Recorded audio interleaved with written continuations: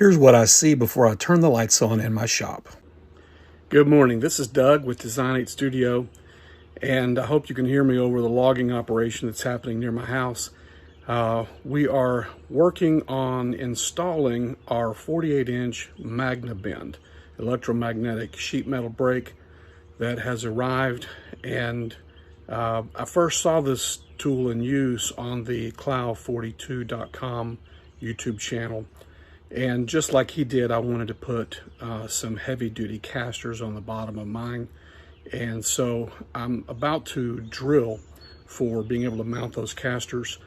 Drilling wasn't necessary on 2 of the 4 legs because they were made to be bolted to a floor, so they had large bolt holes already drilled in them. But 2 of the legs were meant to be kind of leveling options, and they will need to be drilled. So luckily I've been able to set the base with the legs on it on the shipping crate, the wooden box that the Magnabend came in, and adjust my drill press while placing it on the floor to the right height. So I'm just about to do that drilling, and I'll try to point the camera at it and follow along for you. So here you can see on the floor where I've unloaded the big Magnabend out from under the shipping crate, and here I have the base. I've already attached the legs to the base, and I mentioned to you that the front legs already came with holes pre-drilled for bolting the legs to the floor. So those I was able to mount the heavy-duty casters on with no problem. But the back legs had this leveling feature. They had a nut and bolt set that allowed you to screw the bolt down, and underneath that is a little plate, a little steel plate that is welded on only at the back further up, and the front of the plate can be pushed down. The force of the bolt can push the plate, and it serves as the leveling feature. So I've got to drill not only through the hole for the bolt, but I've also got to drill through the metal plate that's underneath that. So I've got my drill press on the floor already, and I'm using the crate to actually hold this up while I go to drill it. The studs for this thing are, I think, probably would be classed as M12. With my calipers, they measure at 11.5 millimeters. So my 1/2-inch drill bit, the largest one that I have in my set, is slightly oversized but big enough, and the next drill bit down is too small. So we'll be using the 1/2-inch drill bit to drill this out.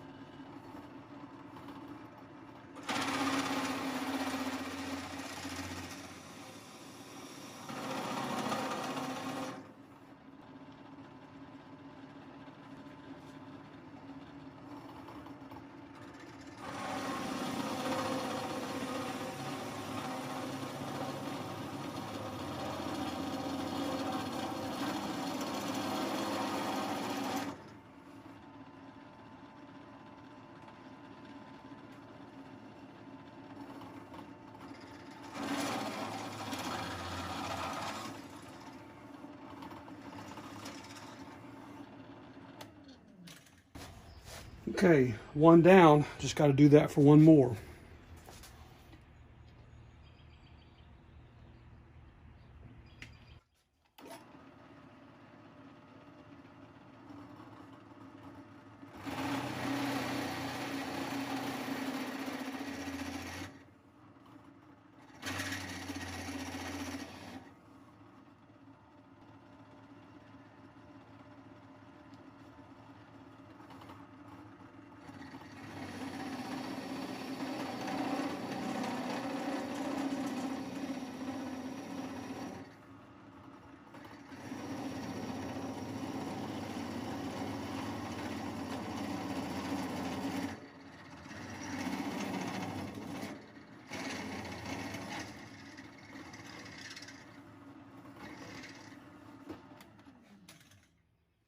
Okay, with that step done, we'll clean up and put in the studs and mount those last two heavy-duty casters.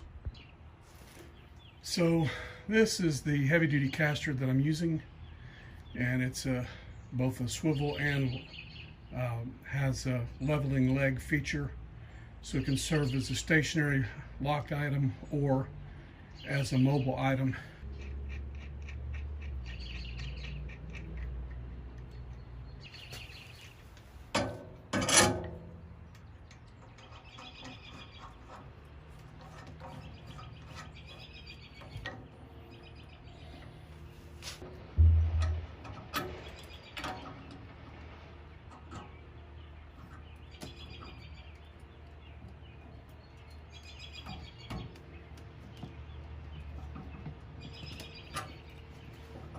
Okay, so just one more of those to mount, and I'll have this thing ready to bolt the stand onto the main body of the tool.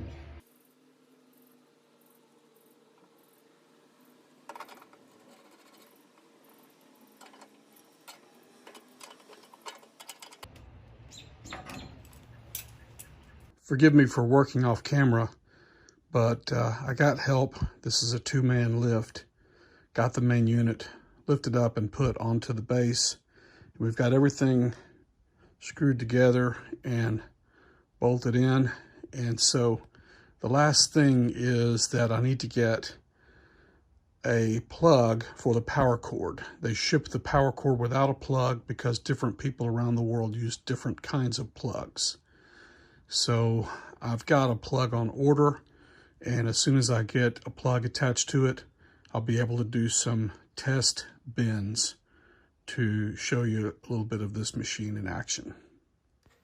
As I've shown in earlier videos, I built a plasma cutting rig using a Lowrider 3 as the motion control system and Linux CNC as the CNC control software. And this is a little bit of footage of me cutting a project that a friend commissioned me to cut, but it is the addition to my shop of this tool that I built using free open source plans and free open source software that has really spurred me to go ahead and spend the money on the Magnabend. And so this is an exciting tool that opens up all kinds of artistic and creative possibilities, as well as utilitarian possibilities for creating functional parts and tools. And so that's why I went ahead and sunk the money into buying this tool. I should mention also that ever since the patent expired and the inventor of the Magnabend is no longer directly profiting from it, he opened up the plans for it and made it publicly available to all. And somewhere along the way, a Chinese manufacturer began producing the product. Now, in my research, I have discovered that all of the American vendors that you might want to buy this product from are not manufacturing it, but rather they are simply importing it from the Chinese manufacturer. And so since I could not buy American-made, but rather only buy Chinese-made that was being imported by American companies, I just skipped the middleman and ordered the Magnabend straight from the company that makes it for the American companies. And so I wish that wasn't the situation, but that is the situation. So just wanted to explain that briefly. Okay, let's get on to the attaching of the plug to the Magnabend so we can get to the testing for you. Okay, so the plug that I ordered came in, and in this particular plug calls for the wires to go in through holes and then screws to tighten down on them. And it's always preferred to put a ferrule onto the end of the raw wire as opposed to clamping down on the wire itself. It's better to clamp down on the ferrule. Use the wire cutters to get all three wires to the same length, then use the wire strippers to get just enough bare wire exposed for the barrel end of the ferrule. And then link in the description for that, link in the description for the ferrules. And then using this crimper tool, which is one of the neatest inventions, you can press the barrel of the ferrule onto the wire. And forgive me, I did that off camera. This particular wire, I'm guessing was about 14 gauge, and the 14 gauge is what I used. The 14 is denoted there. That's what I used for stripping the wires. And then the blue is denoted in the package as being for 14 gauge wire, and that again seemed like a perfect fit. So I used the blue ferrules. And so again, forgive me, I did it off camera, but all three of these wires, and this is single phase 220. So the black and the white wires are both going to be hot with somewhere between 110 to 120 or more volts, and the green is the ground. And each one is inserted in, and then the screw is tightened down on it. Be sure to put this in place on the back of the cord before you insert the front. And then this is simply tightened down on with two screws here once it's in place. But before that, you bring this up, and you'll notice there are little screw holes in there, and those line up with these two screws here. And so once all of that is lined up, you're able to bring this together and then tighten this up right here. And these screws have an amazing steep pitch on their threads, and they go in with a rather amazing speed. And so that's how we're getting our plug buttoned up on our 1250E Magnabend. Two more quick tips regarding the installation of this plug. There are different plugs and different outlet configurations for different voltages and different types. This particular one with the grounding plug at one end and then a vertical and a sideways, that is single phase 220. It's impossible for this plug to be inserted into a 110 socket. Each different configuration of electrical application has its own designated plug and outlet. So if you've ever seen some crazy looking plug and wondered why, it's because it was made to signify a different application. By the way, each different electrical application, each different voltage in the wall has a different wiring that is designated for it. So check the charts and install the right wiring. By the way, that also means that, for example, if you've got wiring that the best it can serve for is 110 volts, you shouldn't be putting an outlet on that wiring that wrongfully, deceptively communicates that wiring is beefier than it is. The final point I'll make here is that when you go to clamp the back down onto the cord, be sure that those clamps are biting onto this external sheathing, this external insulation, as opposed to just those the wires inside of it.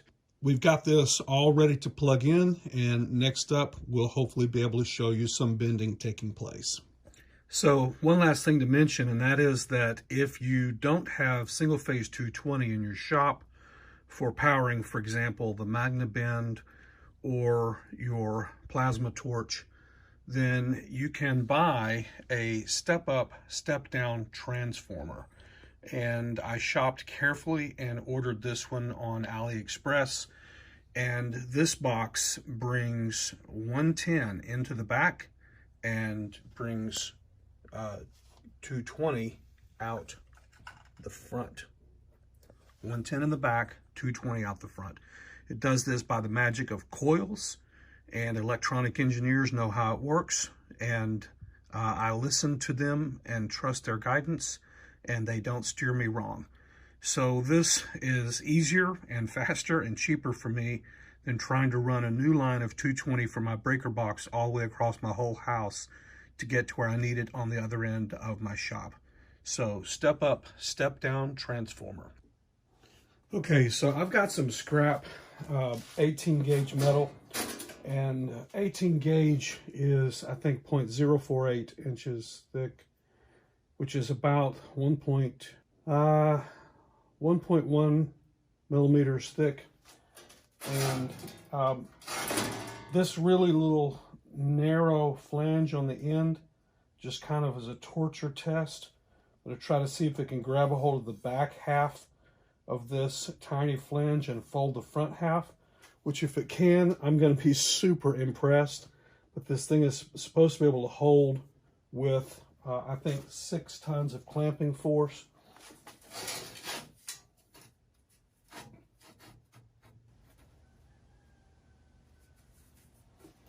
So there we go. I've got a really narrow flange of 18 gauge steel.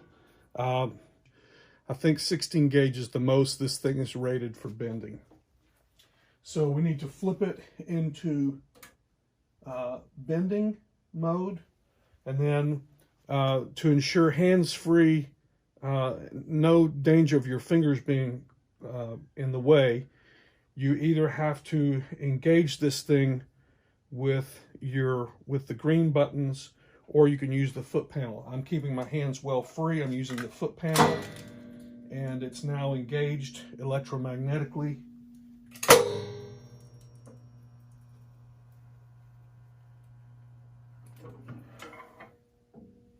I'm now releasing it.